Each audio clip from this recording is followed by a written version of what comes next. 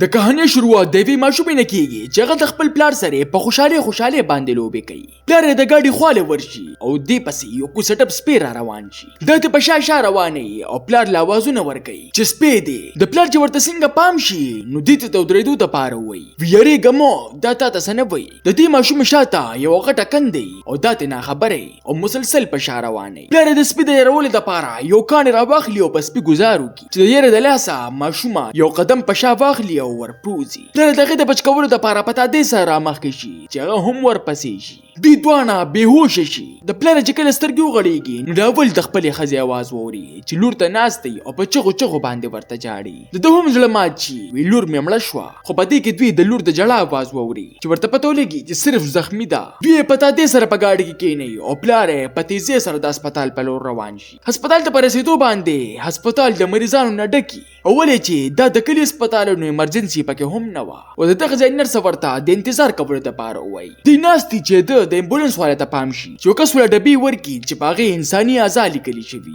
د ده زړه ټک وخوري او د خپل نمبر انتظار کوي. په دې کې نمبر راشي. پلار یې چونکې د دغه ځای نه نو اول ولا نرسه ریکارډ جوړ کړي او بیا یوه همدرده ډاکټره د ماشومې معاینه کوي. وی په ظاهره باندې د ماشومې لاس مات دی خو د دننه معلومات دپاره اکسرې ضروري ده او ماشومې ته د سټي سکین کولو دپاره ووایي. مور او پلار یې پرې رضا شي او د سټي سکین نه مخکې یو بل ډاکټر وګوري کوم چې دې ماشومې د مور پلاره د دې د بیمارو باره کې تپوس وکړي. دوی کاغذي کاروي مکمل کړي او یو خوش اخلاقه نرس دا په ویلچیر کېنوي او کیلونه هم ورله ورکړي. د دې ماشومې پلار هم دې سره تګ غواړي خو د هغوی د اصولو مطابق صرف مور ورسره تللی شوه. پلار یې په کرسۍ ناست دی او د خپلو وړو انتظار کوي چې په دې کې یوه ګنټه تېره شي دوه تېرې شي حتی چې 3 ګنټو ته خبره لاړه شي. خو نه د ښځې پته لګي او نه د لور. د ده په زړه کې شک پیدا شو د هدایاتو ځای ته ورشي چې تاسو لږ معلومات وکړئ زما لور کې څومره ټایم دی. چې هغوی ورته یوه عجیبه خبره وکړي وی خفه نه شي ستا د لور په نوم باندې موږ سره هیڅ قسمه سره ریکارډ نشته. دوی ورته وایي چې یو څو ګنټې مخکې خو موږ دلته راغلي وو ما ریکارډ هم جوړ کړی دی. ستاسو نه به څه غلطي شوي چې د په خولې باندې هغوی د سټي سکین والا سره رابطه وکړي چې پته ولګي چې نه خو بچو نه پس صرف یو بوډا سړی راغلی و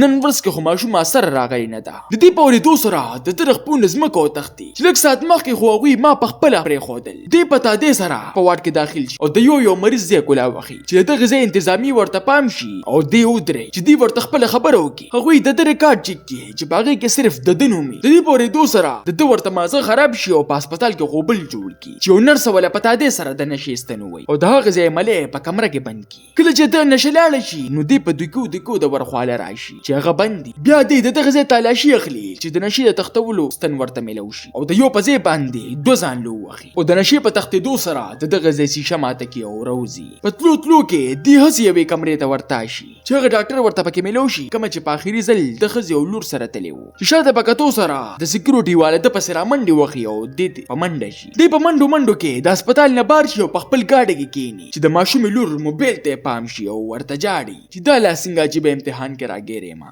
دوی پولیس راغواړي او ورته وایي چې لږ ساعت مخکې ما خپله لور او ښځه راوستي او اوس غیب دي. چې پولیس والا دې د ځان سره کړي او هسپتال ته ورشي چې هلته د هدایتو والا ښځه د مخکې نه چا سره دا خبره کوي. په دې سره د نیک زړه نور هم ډوب شي او پولیس والا د سکیورټي مشر راغواړي چې هغه پولیس ته وایي چې دا کس خو ټیک نه دی یوازې راغلی و لاس یې هم ځان له په خپله خوب کو او اوس الزام په موږ راړئ او که یقین مو نه راځي نو راځئ چې دې هسپتال مشر راغواړو چې هغه هم ورته همدغه خبره وکړي چې زموږ په ریکارډ کې نه د ده ښځه شته او نه یې لور او هسپتال ته په راتګ باندې هم دې یوازې لیدلی شوې او وی پاتې د سټي سکین خبره شوه نو زموږ په هسپتال کې اخري سټي سکین په 9 بجې باندې شوی دی او هغه هم د یو بوډا. نیک پولیس ته وایي چې دا ټول دروغ وایي او پولیس هم د هغه په خبره باندې یقین وکړي چې نیک رښتیا وایي. دوی د شپې په وخت کې د سټي سکین والا په ځای کې داخل شي چې هلته واقعي د 9 بجو ریکارډ صفا پروت دی. په دې کې هسپتال ته یو سړی راننوځي چې نیک پولیس ته وایي چې دا د هغه ډاکټر چې په آخري ځل یې زما لور له معاینه کړې وه. دوی د هغه نه تپوس وکړي چې ورته وایي دې ما لیدلی و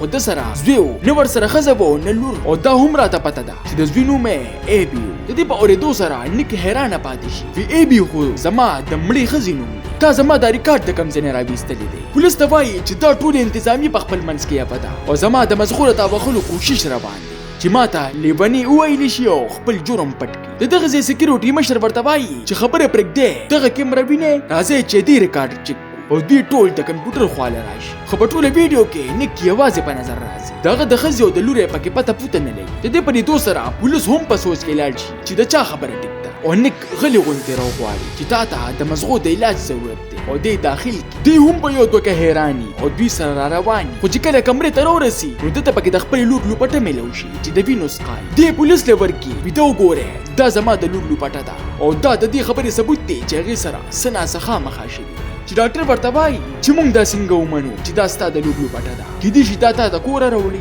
دله دغلته د مزغو ډاکټر راوغوښتلی شي چې د معاینې کولو نه پس پولیس ته وایي چې کېدای شي د درس د وجې د مزغو زور اغشتي د دې د وجې په یاداشت کې هم مسله راځي پولیس دا کیس ځان سره نوٹ کی او په غټه سطح باندې په تحقیق شروع کی دی پولیس هغه ځای ته بوزي په کوم ځای کې چې دوی د سهار درس خوړلی و هغلته دومره وینه وه چې هغه د یو انسان د مرګ سبب جوړېدی شو په دې سره پولیس ته دماغ د ډاکټر خبر را یاد شي چې کېدای شي د دماغي بیماری او د پخپله باندې پر لور او ښځه وجلي او بیا د ځانه دا ټوله قصه را جوړه کړي دی هم په دې باوسه کې هغوی ته ځان حواله کړي چې په دې کې د ده هغې سپي ته پام شي چې څه د وجې دا ټوله معامله وشوه دته را یاد شي چې زه لیونی نه یم واقعي دا حادثه په رښتیا شوې ده او په موقع ملاوېدو سره نیک د پولیسه تمانچه رااخلي او هغه د دماغو ډاکټر اغوا کړي او باقي پولیسان په کمره کې بند کړي او د پولیس په ګاډي کې هسپتال ته ورسي چې ډاکټر په جامه کې په هسپتال کې داخل شي په دې سوچ چې په دې هسپتال کې خامخا خفیه ځای شته دی په لیفټ کې داخل شي خو هغه لیفټ د بټن په ځای باندې چابي غوښتله چې د سره نه وه په دې کې هغه د سکیورټي مشر راشي چې لیک ته تمانچې په زور باندې چابیانې غواړي چې د ورکولو په وخت کې هغه ورسره په جګړه شي او دی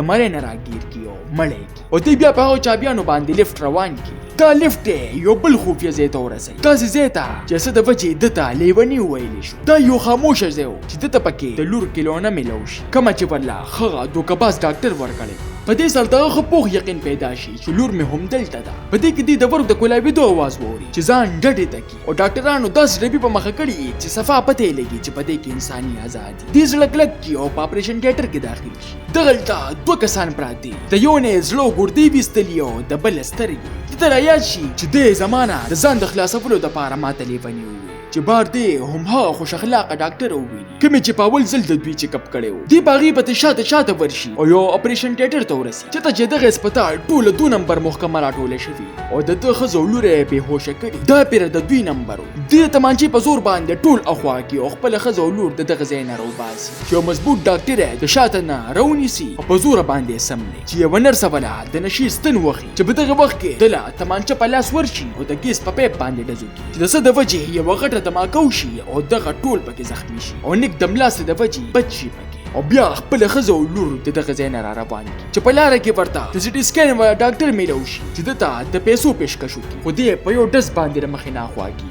او د دغه ځای نه په خوشحالۍ باندې را روان شي خو ښځه یې لور ته دا اندازه هم نه وي چې پلار د دوی دپاره څومره سختې تېرې کړي تاسو ته دا نننۍ کهاني څنګه ولګېده ما ته خپله قیمتي رایې په کمنټ کې ضرور راکړئ ملاویږو به په یو نوي ویډیو سره ما له راکړئ اجازت